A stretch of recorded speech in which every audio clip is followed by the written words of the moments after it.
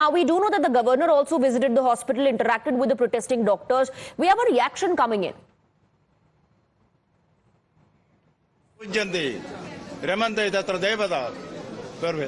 Women are honored, there the gods rejoice. But is it what is happening in contemporary Bengal? There is the fear psychosis rampant in society. There is intimidation, there is violence, unchecked violence. This has to go.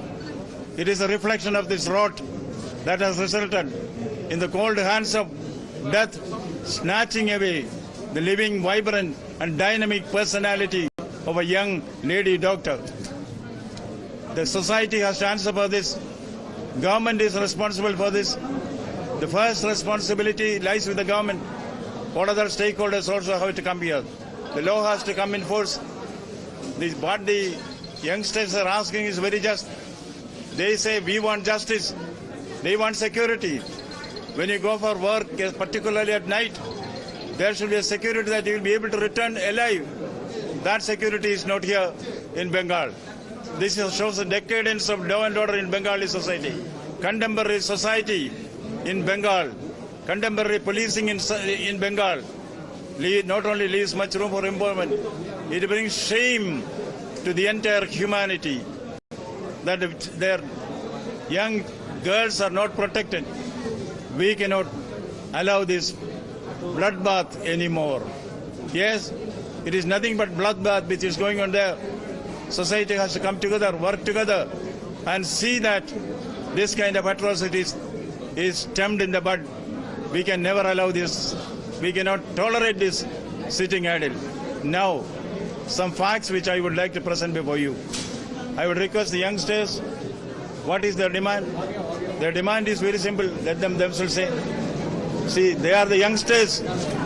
They are the promises of the future. They are the doctors. Let us hear to them. Their voice is to be heard. Their voice is what matters in the contemporary context. Let them speak for themselves. Our demand is very specific. Our demand is... The governor, they're interacting with the media saying fear psychosis is rampant, violence and intimidation is happening. The society has to answer. Government should answer because the first responsibility lies with the government. In fact, the governor has justified demands of the protesters. He says there's no security in Bengal. We have Shreya joining us.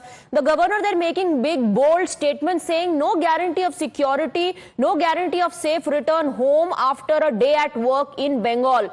He went on to the extent of saying there's bloodbath happening and such atrocities need to be nipped in bud, Shreya.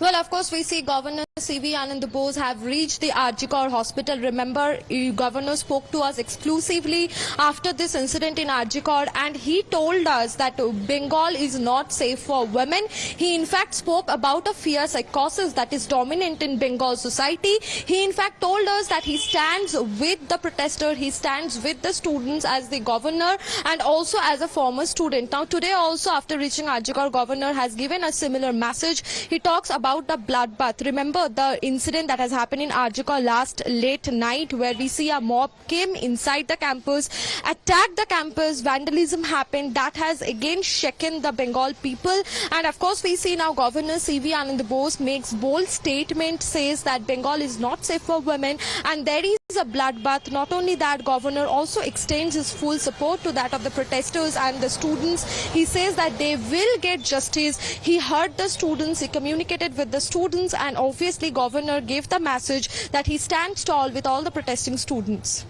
Right, Shreya, thank you very much for getting us the details. We'll keep coming back to you. So the governor there interacting with the media is now asked the media personnel to record what the protesters want to say, is justifying their demand, saying you need to provide safe and secure environment to them. A quick break. With that, news and updates will continue.